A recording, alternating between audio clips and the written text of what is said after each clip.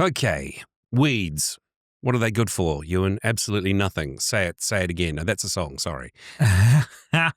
Yeah, we're on part one here on weeds, and a lot of people have been asking for this. It's timely, I guess, because people have been singing out saying, hey, you gotta give me a weeds video. What's going on?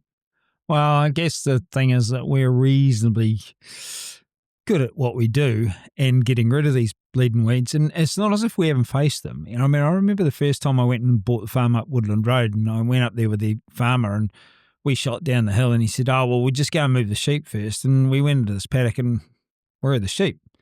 And the dog went round the back, and then they came out of the nodding thistles. You couldn't see them. The nodding thistles were that thick. What on earth are nodding thistles? Oh, well, they're very close to the Scotch thistle, which we'll see a bit later, but they're really nasty thistle, and they put a grub in them that eats the seed head, but there was that much seed in the ground up Woodland Road. It was just abominable, but it was just one of the challenges you had along the way. Right. And certainly, I guess one of the straight up things was, he offered me a drum of 2,4-D, which is a spray that they used to spray every year. Oh, that's some heavy shit. Yeah, and I just well, it didn't work last time, so no, you can keep it, take it away. And I mean, this is a 200-litre drum, so I'm thinking, I don't need that sort of chemistry on the farm. Anyway. Massive amount to put on. Yeah. And I wasn't that averse to the chemicals that I am now, but I understand a lot more of what we saw from the process, so we're not going back there. Yeah, fair enough. Well, let's get into the what we've got prepared. What is a weed? And you've got there something that grows in a place you don't want it to grow. That's pretty straightforward. Well, it is pretty straightforward. I mean, we'll go on to look at the gorse and that sort of to start with, but gorse has an amazing place when you got young trees coming through. So when it's in that situation, it's not a weed, but when it starts to encroach in your pasture and take over, well, then it's definitely a weed. And okay, hang on. When is gorse good? When you're nursing a young forestry crop. Huh. Do you know, I heard from a friend yesterday that during the World War II, when nitrogen and fertilizers weren't available, a lot of people started turning gorse into silage. Is that even possible? Yeah, it would be. I mean, a lot of things now, when we get the gorse palatable, the stock eat the young gorse. So there's various forms that you can actually do that with. Well, as the rest of that story goes, apparently the animals did quite well on it. And then when the war finished, they went back to their chemical fertilizers again. No, look, in the First World War, they used to bale nettles in England and send them over for the horses at the front because they were so high in silica. Really?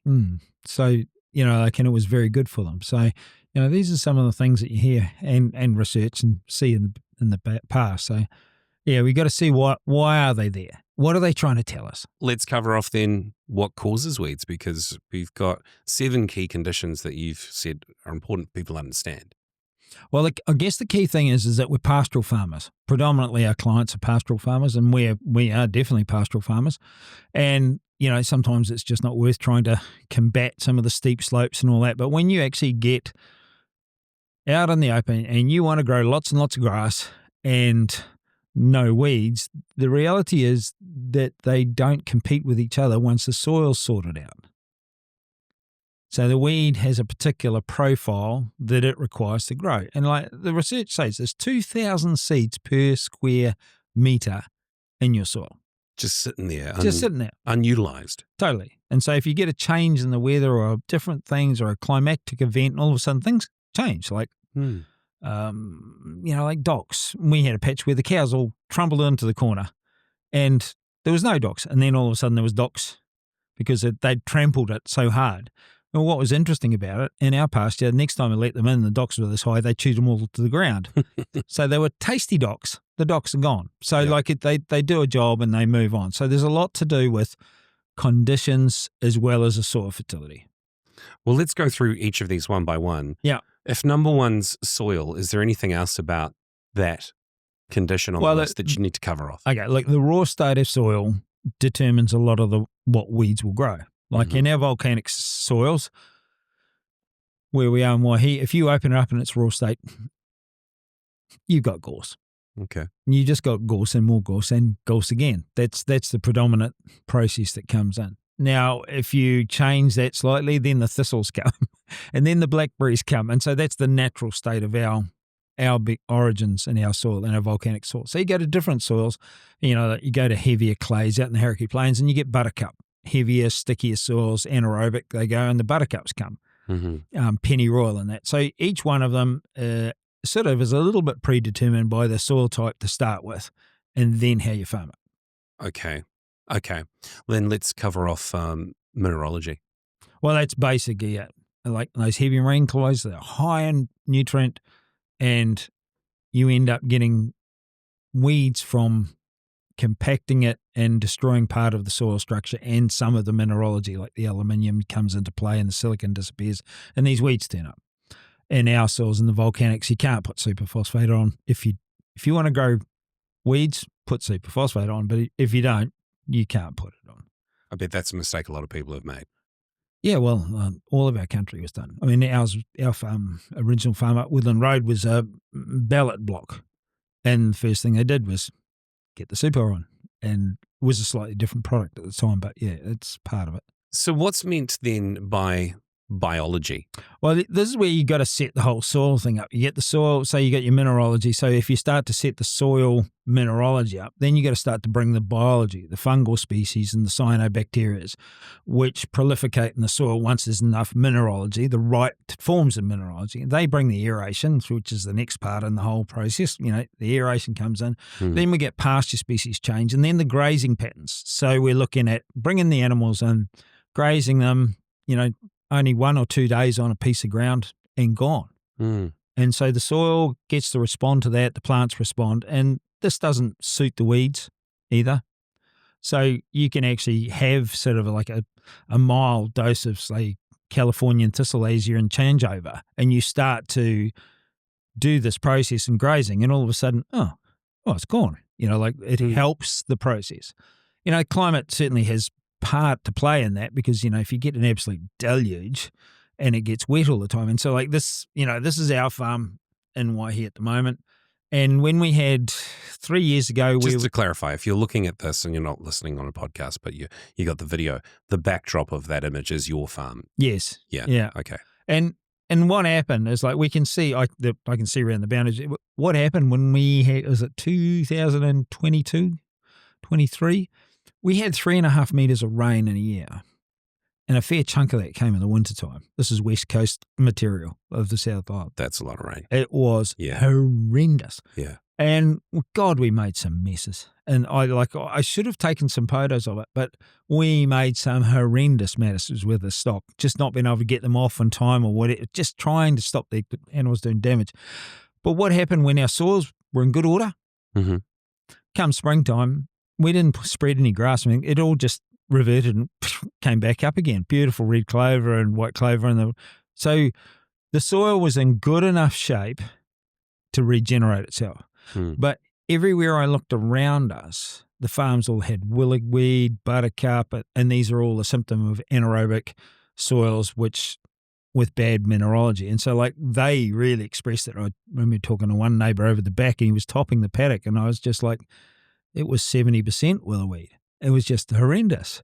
And I go, okay. I know we made some messes and he didn't seem to make as many messes as we did, but the soil and the weather had brought these types of plant. So if you fix the soil, you can handle a lot better climatic conditions. Okay, and then you write all of the above. Because you've really got to see it all in concert with each other, right? Absolutely. So that's what I'm saying. It's like if you get the soil, you get the mineralogy right, you bring the biology in, it brings the aeration, you graze it right. When the climate is shit, you still got a fairly good, you're still standing in a good place. You get some damage, like I've had a few places there where the docks just grew up, and it didn't concern me one little bit. Other people were talking about spraying and all, and you just put the cows and they ate the whole lot. In fact, they went to the docks first. That's fascinating. Yeah. I remember Paul standing in the middle of this patch going, well, look at the mess. And I laughed and I let the cows, the steers through. These are big steers. They were about 600 kilos and they all ran straight over. And she's standing in the middle of them going, Oh, that's cool. Mm. Okay, so if everything grows where the environment suits it to grow, which you've put there at the bottom, can you speak to the concept, that naturalist concept of how weeds protect the land to help it regenerate? Or is that just too woo-woo to go there? No, it's exactly what's going on. And as we go through this process, I'll actually point out the conditions that they're created by in which they're trying to remedy. Okay. And, like this is part of the issue that we're in. Like if you look at this picture, if you're watching on the video, we're looking at a piece of land that in the 1920s, it was covered in forest. Right. And you got to remember, like over in the top left-hand corner of it is Korangahaki, Waikino, and Waikino had the gold mine there. Oh, the processing facility. And they used to cut 5 acres of timber a day to run the furnaces. That's how this all got knocked down and run and put in farmland. Okay, they needed the timber. They needed the timber. Yeah. Okay. So they knocked all this down and, the farmland started. But it was a forest. And so it was wanting, like its natural process was to go back to a forest. It was very low calcium, low other mineralogy. It was not a good grassland-based soil. Okay. So when you take the top off this type of soil, it just reverts to those woody weeds, which is the gorse, that sort of stuff. That's just its natural state of affairs. So if you want to stop that stuff, you've got to actually change the environment. And the first thing you've got to change is the soil. It's the be all and end of it. So if you see this weed turn up and go, it's not the type of spray I need to spray, it's going, what's it telling me? What's the weed telling me about your soil? Now up Woodland Road, now I understand. When we get prickly weeds, we're short of silicon. And that's what it's doing. It's bringing up all the silicon in the plant for it to fall back down, to actually go into the soil to regenerate itself. So as we'll progress through this, you'll see each of the weeds that I'm talking about and what actually happens when you change the environment to it. So this is a perfect example where the dog is. Like this face 7 years ago was solid gorse. Absolutely solid. Now, if we run the video, you'll just you'll see what I've got. So you can see here is a prime example of what happens when you start changing soil fertility. Where the dog is, and just slightly to the right there, I can get down there with the fert spreader. Although it can be a bit hairy, as long as it's done in the right conditions, it's okay. Now, if you go to the left a little bit, I can't get down there at all. Now, this whole bank right along here was all just thick gorse and blackberry. But as we've changed the soil fertility, we're actually getting a major change. So we've been down here 3 times now, and the gorse and the blackberry are gone. Great, done the job. Then we come back onto part where Dad's been and mowed it or topped it and got a hot, but we can't stop the gorse and the blackberry. That's because I haven't got to it with the spreader. It's a bit dangerous to come down there, and you can see it. It's just coming back again. So then we go around a bit further to the right, and this is crazy. I've been down that piece there once, and I'm not doing that again because everything jumped around like nutty on the tractor, but there was a little bit of gorse there. But blackberry went away after one application. So this is showing that the plants are expressing the soil, not the soil expressing the plant. So when you change the soil, the species change. And if you understand what's required to remove blackberry and gorse, which we know silica's got a huge part in that, then we change the soil, pastures grow, and the weeds go away. At this time now, we're just going to use a helicopter on very accurate application to go around these parts so that we don't have to go down with the fert spreader and put our lives in danger. And so we can get to all this. All right, that's interesting because that's the first time I started seeing the missed bits on your application where there was still gorse. Yeah, well, I guess at the time, like once I started to work out about the silicon stuff and going on, I didn't realize how much it was going to impact these areas. But I was just trying to cover as much of the paddock I could. Yeah. So I'd rip around the air and the weather was dry and I'd zoom down there and I whoom down there. But it didn't take much. There was a piece just behind that. There was one year I went up, round, and came down the hill, and the spreader ran out with 15 metres to go to the fence. It was the last piece. You couldn't put bugger all in the paddock. But 15 metres. 15 metres. I left it. I just but when I came down there the following year, where I stopped, where it ran out, that's where the gorse started. So this is a real reversal, right, of the way that the paradigm that most people have, which is I'll put poison on the land, I'll do a thing that's a killer, a weed killer or something, generally speaking, and I'll spot, apply, and kill everything that I can and hope to get this kind of result where you basically have mostly clean, productive land. But instead, what you're doing is going, okay, instead I'll approach the land and recondition the soil with what's missing, and then the weeds just don't grow. Absolutely. And it just, as we've learned over time, the change in our pasture species and what's coming up with it, like, I don't know how many times I've said to people, like, they come into the farm, they go, well, when did you put this multi-species pasture mix in? And I go, mid-1920s, I think, yeah, as far as I can make out from the historical process. So they're long before you even were around, before even your father, who's owned it for a while, was there. Yeah, way, way back, yeah. So you got to look at it. And so these pastures that we're farming to and all these new grasses are formed around the fertility programs of what has been decided by ag research and the fert companies and bits and pieces like that. And they don't look at actually how much you can grow from the old style, And, that was really prevalent when the family bought farm down in North Canterbury, and they kept records. Like these guys were actually doing higher wheat yields in the early 1900s than they are now. And they're celebrating now, and there was very low inputs then. So history and recording has gone out the door for the sake of sales. This next slide, it's an interesting one because you've just put cost effective and change the environment. I assume that'll make sense to me shortly. Yeah, there's another. Now, this is a perfect example of a bit of a stupidity, really.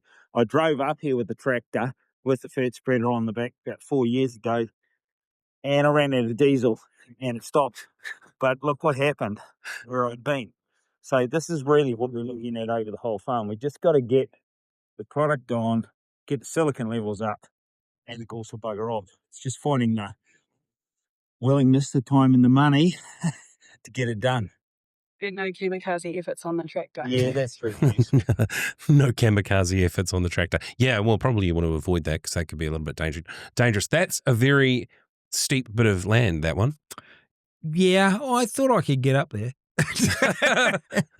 I'm nowhere near as mad now. And I realised too that it was a, full-on task in a way. It's like the helicopter or the plane that we use now. It gets the lot. But what it did show me is time and the right products just changes everything. This video was taken 4 years ago. Okay.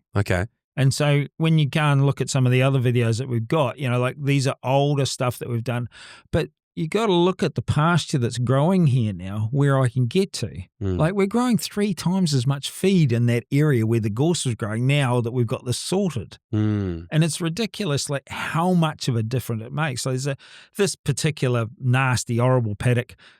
This one that I'm about to show them. Well, we're part of the one. It's near the one. It's all part of that one. I'll bring that up on screen there. So this next one, should we hit go on that? Yeah. Okay. This is a real example of what we started with. And so she's covered in black breeze gorse, stuffed up, but where we can get the tractor, we can make so much difference. Interesting. Yeah, it is. I thought I was going to make such, I never anticipated that this was going to be. Because I just want to, hang on, I'll put this on the slide so you can see me pointing at this here. So that whole section through here. Yeah. That's where the tractor could get to. Yeah. And where you couldn't, you can just see this massive section. Yeah, and I can even see up in the top right-hand corner the piece where he went off and the tractor stopped.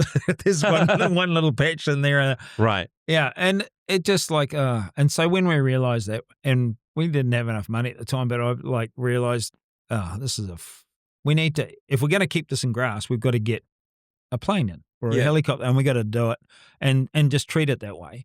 And that horrible, ugly gully used to keep the steers for a couple of days each winter. Well, we've had this last winter, same number of steers. We had 5 days at the start of winter and 5 days at the end of winter. So it's now a seriously productive piece of ground, and there's still gorse splotted around it, and we just knock it off, and it's getting cleaner and cleaner. And given another year or two, there won't be anything. There'll be none at all. And so it's just a time lapse project. And this is us going on the journey, using the stock to do the job along with the fertility. Yeah, so last year was the first year we flew some fert on this bank because I didn't want to leave it go back or put it in trees. And it's made a massive difference. If you look over into the grassed area, there's quite a bit of feed growing in it. It's some quite nice grasses. But what's good about it, where they were yesterday, it's already sweetened up a lot, and they've really pushed hard into it. And we've got the chopper coming hopefully next week, and we'll get another dusting on this. And we reckon it takes about 3 dustings of decent that we can get rid of the blackberry and the gorse. I'd say the gorse will be buggered this coming year. If it was 2, it was a lot worse than it was before. And if they keep grazing it like this, then the little gorse won't come up. We've just got a little bit of regrowth on some of the older stuff. So even if we come through with a bit of dead grass and just touch up those little ones in the summer, we should be able to resurrect this bank without too much intervention. And just putting fertiliser away after our brew on to get it to work properly so the stock can do the job. So I'd rather they did the work. They were here yesterday wandering around, pushing, shoving, and they've done a magic wee job. So yeah, keep it up, guys. And that's changing the fertility of the ground, and that's weed control as well. Perfect. Righto. No sprays, no poisons, huh? Yeah, so I mean, this is a prime example of just we got the fertility on the ground and we use the electric fence. The cattle keep knocking it down. In the springtime, the new growth comes up from the seeds that they've germinated because they've run all over it, and then they go and eat it again. So it's really soft and it's in early on, and it's actually what I found a little bit different from the video is that the blackberries seem to go first before the gorse.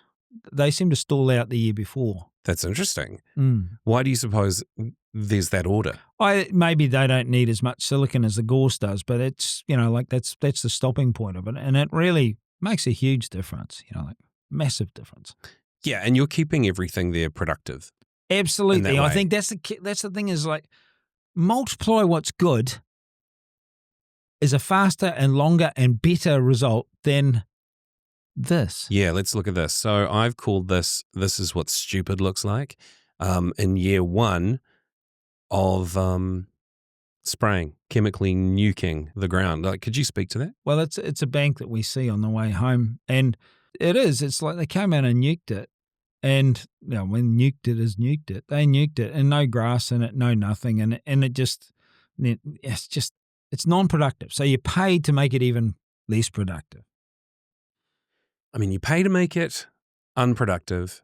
You then get a year or more of unproductiveness, and then you've also created a future problem because now you've got an imbalance in the soil for when it is maybe productive, right? Well, you had to change the soil to start with, and like I would have just wouldn't have let it get quite this far. But our mantra these days is like find out what's wrong with the soil and bomb it a couple of years, and then do your destructive on the gorse, whether that's scrub bar or whatever, using cattle and everything, and then all of a sudden, before you know it, it's clean.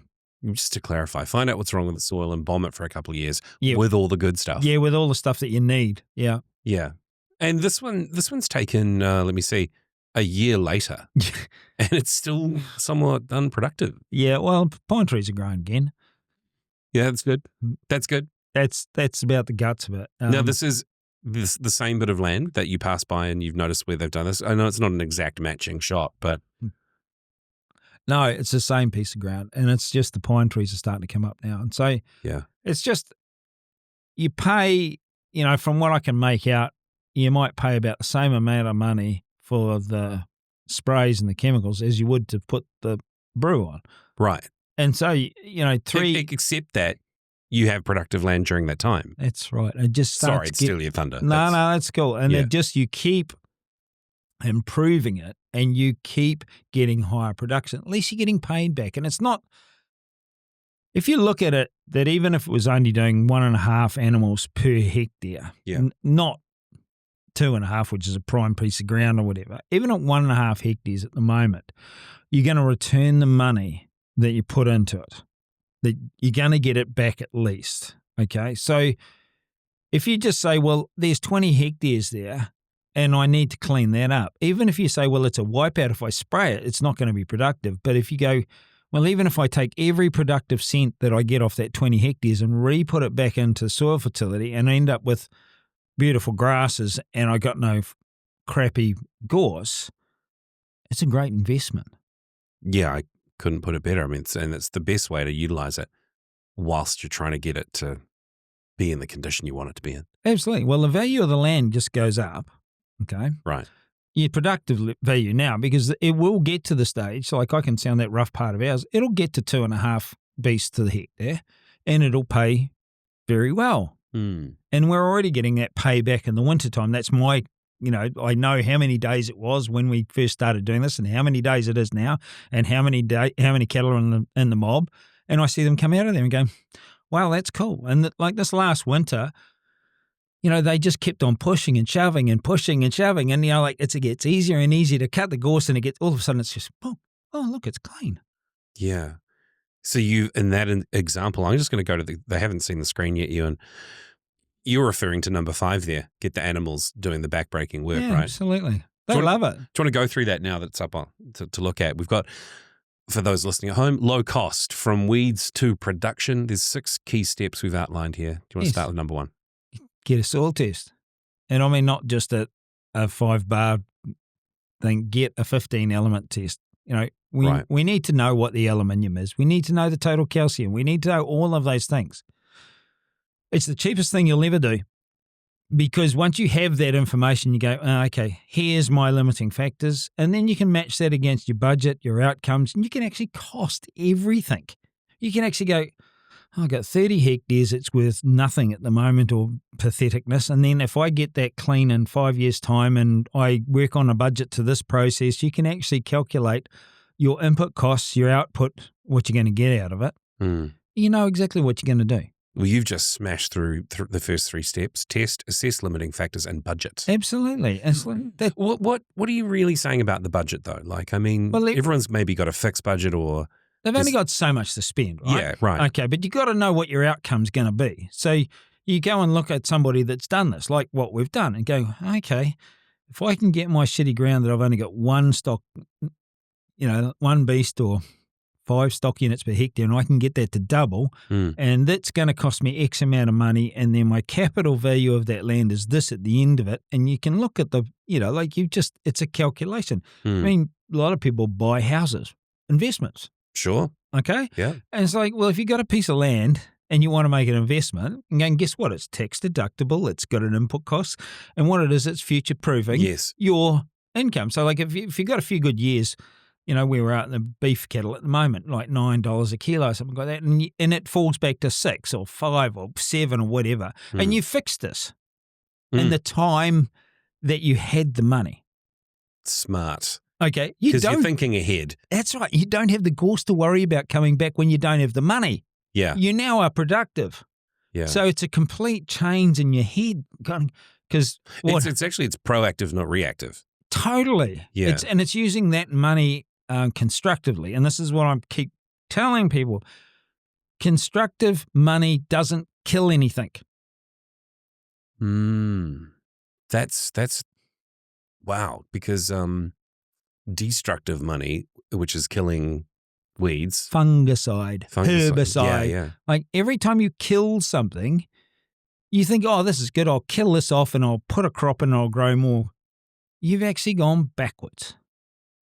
Never thought about it like that before. Constructive money and destructive money. That's really interesting. Yeah, and this is what happens with farming today, is that we have these good years and we don't put it towards productive. Like we get this, we hear people about capital fert and things like that. First of all, did they test? Probably not. Okay, so how do you know you are going to have constructive money if you didn't test to know what you needed to construct what you needed? Okay, so these are the things that are back to front in our thinking. It's like when there's money about, just at the moment, the dairy guys have got lots of money, they buy feed, they do this, they do that.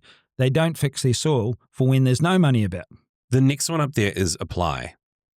Well, that's pretty straightforward, right? well, Put yes, it on. no. In our situation, we got 70% of the farm I can get around with a spreader. Mm-hmm. The other 30% is plane or helicopter, Mm-hmm. and so it's a bit of a pain in the ass. So it does take a bit of planning. So there should be budget planning apply. Okay. Planning in your head. How do you get people here? How do you get product on, and how do you do that sort of stuff? And then after you've done that, then you go, how am I going to work the cattle and that to do the work for me? People go, I don't want to walk up there with an electric fence. How much work are you saving by putting an electric fence up in the right place and letting the animals trample all the shit out of everything, Yeah. instead of just leaving them walk over a paddock for a couple of days or 3 or 4 days? Yeah. You know, like when they get in there and they've got lots of grass on one day, they just get in and push and shove and knock it all down.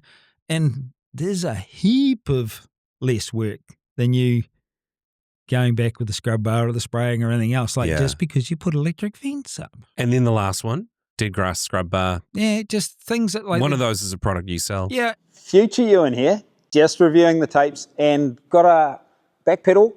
We've changed the name of dead grass to EcoWeed. So don't get confused. Whenever I speak about dead grass, I'm actually talking about EcoWeed. Well, EcoWeed control, but it'll be EcoWeed. Oh, yeah. That's what everyone will hear it to be. And so, hey, if you talk about dead grass or EcoWeed, you'll know it's the same product. And like even the dead grass is like, I don't even recommend it that much. The scrub bar is great. Dead grass is really good on gorse, small gorse, you know, up to 2 feet high. Just if you got a plant here and a plant there that's coming out of a bank after you've done this, really good for touching up and just tidying it up. Well, seeing as we were on the topic of dead grass and scrub bar, what is dead grass made of? We use acetic acid and sea-based minerals, and we've worked out some penetrance in the plant that fools it to thinking it's food. And then it opens the doors up and then it burns itself from the inside out. Okay, so this is kind of the natural version of Roundup. Oh, don't even put Roundup with it. It's a very I don't know. I'm just trying to find something to It's a very tag it in natural your brain, process. you know, Well, acetic acid's great because it grows in it's a natural soil acid anyway. Yeah. So once it gets diluted down the soil, it actually tends to bring more nutrient available. So it actually helps fix the soil after using it. But I generally say to people, go for the soil first and then just go around and touch it up, because we don't appear to be able to fix the weed infestation just with the dead grass. We get a much better result if we go after the soils first, then go after it with the dead grass or the scrub bar. Okay, that's cool. Well, that's end of part 1. Yeah. What are we going to cover in part 2? Oh, well, this was all about, the first one's about the woody weeds or the gorses of the world that are a pain in the ass, and you want to take them out of there and get them back to grass. Now we want to start we'll look at the next lot where we're looking at more of the invasive pastoral weeds and start looking at the conditions of what's caused them and what we need to do to change those conditions. Perfect.